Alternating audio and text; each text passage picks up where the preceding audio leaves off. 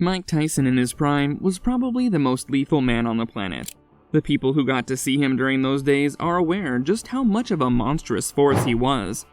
Hello everyone, how are you all doing? Welcome back to our channel. Today we're going to take a look at Mike Tyson, the most ruthless, vicious, ferocious boxer in the world.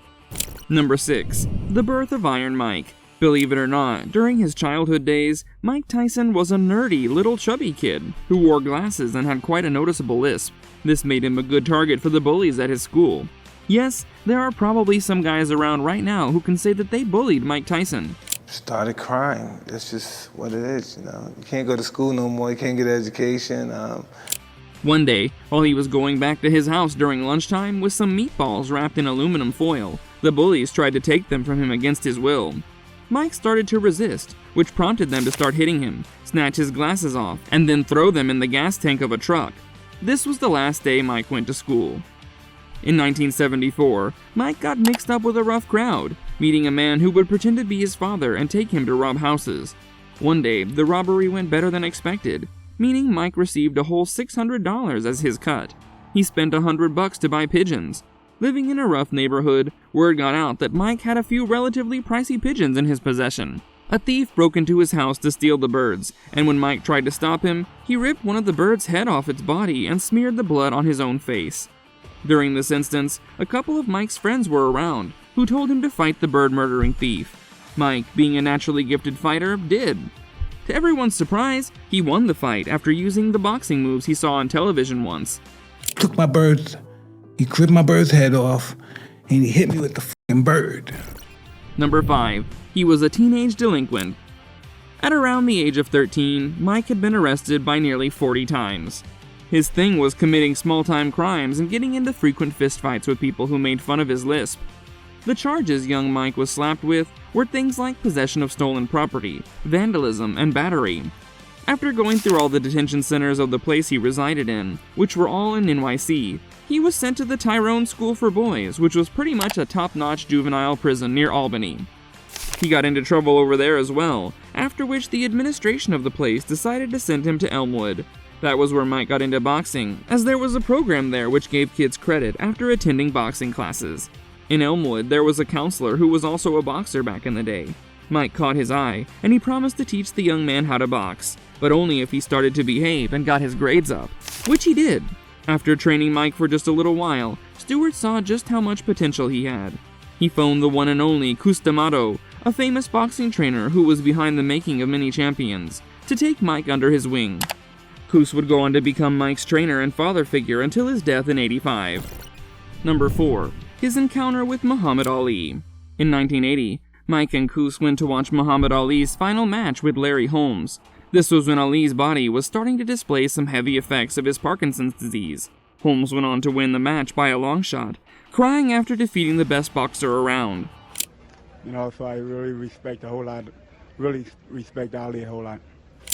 Cus called up Ali the next day and showed his disbelief regarding the match. He was flabbergasted at how someone like him could be beaten by Holmes. He then told Ali about this kid he was training, Mike, and how he had the potential to become the world heavyweight champion one day. He asked the greatest of all time to talk to Mike, who told Ali that when he grows up, he will fight Holmes and take revenge for him. So I talked to Ali on the phone, but I said when I get big, I'm gonna get him for you, I'm gonna revenge you, When I grow up, I'll fight Holmes and I'll get him back for you. 7 years later, when Mike met Holmes in the ring, Ali, who was a guest at the fight, walked up to him and said, "Remember what you said? Get him for me." Mike knocked out Holmes in the 4th round. Sure, Holmes was well past his prime at that time, but revenge is revenge. Before we continue, make sure to like the video and hit the subscribe button if you're enjoying it. Also press the bell icon so that you don't miss out on any of our upcoming content. Now let's get back to what we were talking about. Number 3. The Legend of Kid Dynamite. Mike Tyson made his name known around the world after winning a gold medal at the 1981 Junior Olympic Games against Joe Cortez. He went on to win another gold medal the next year against Kelton Brown. Mike was such a ferocious boxer that he won every single round by knockout, and during the final match with Brown, he knocked him out in the first round, bringing home his second gold. 3 years passed, and Mike made his professional debut. His record was amazing, winning 26 out of his 28 fights during his first year. 16 of his wins were in the very first round of the match. Mike was such a brilliant fighter that people used to bet in which round he'd take his opponent out, without even giving his opponent winning against him a thought. Mike Tyson, shortly after making his debut, went on to become the youngest heavyweight champion the world had ever seen. It had been a while since people had seen such a vicious fighter, since the era of the likes of Muhammad Ali and Joe Frazier. Watching him absolutely slaughter his opponent in the ring was a sight to see for anyone watching. Like anyone who got to watch Mike in the ring live is, well, lucky. Power, and I'll tell you, come 1984 in the Olympics, I don't think anybody's going to dispute on this. Number 2. His wacky antics. Mike Tyson had always been a rough individual, to say the least. He tried cocaine when he was no older than 11 years old. Most kids at that age aren't even aware of what drugs are, but Mike, on the other hand, was deep into that kind of stuff. Not only that, he even spent a considerable amount of time in jail, hardening even more in such an environment and coming back to the ring as an even bigger annihilator. Mike even admitted to being on hardcore drugs before fighting, and was apparently high before his famous 2000 match with Lou Savarese in Glasgow. However, he was also caught once after failing the drug test. Mike was fined $200,000 upon testing positive for marijuana. The reason he didn't get caught for being on drugs before was he used another person's urine for tests, passing them fraudulently. But hey, being as great as he was in spite of his brain being hijacked on drugs is another jaw-dropping feat of his. This wasn't the only crazy thing Mike did during his days as a boxer. During his marriage with Robin Givens, he once went to a zoo in New York with her while it was closed. He bribed the workers there to open it for him and his wife, and walked around, looking at the many animals that there were. When Mike saw a large silverback gorilla that was dominating all the other gorillas in the holding cell, he got pissed off and offered the attendant $10,000 to open the cage and let him in so he could teach the beast a lesson. Fortunately, his request was declined because even a man among men like Mike wouldn't be able to handle a gorilla. Number 1. The end of his reign. Around the year 2005, Mike was struggling quite a bit when it came to his finances. 2 years prior, he faced severe financial stress, filing for bankruptcy. This was hard to believe for anyone because someone as accomplished as Mike should have been filthy rich. Although he did make a ton of money over the course of his career, which is more than $600 million.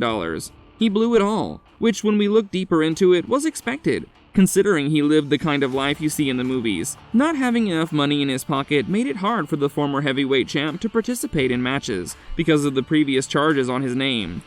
Mike announced his retirement in the middle of his fight with Kevin McBride before the start of the 7th round, saying that he only got into the ring with him to make money as he did not expect to win. He even revealed that he hadn't trained for a while before the fight, saying that he was in a very poor physical condition because when he was done with boxing in his mind, the reason Mike decided to quit was because he was fed up with taking boxing seriously and his passion for the sport had evaporated. This was the end of the reign of Iron Mike, the most dominant boxer the world had ever seen. Those who know about him, and trust us, a lot of people have, know just how big of a ferocious, bloodthirsty individual he was. But alas, all good things come to an end. So was the case with Iron Mike's one-of-a-kind career. With this, we come to the end of our video. Here was a deep dive into Mike Tyson, the most ruthless, vicious, ferocious boxer to probably ever live.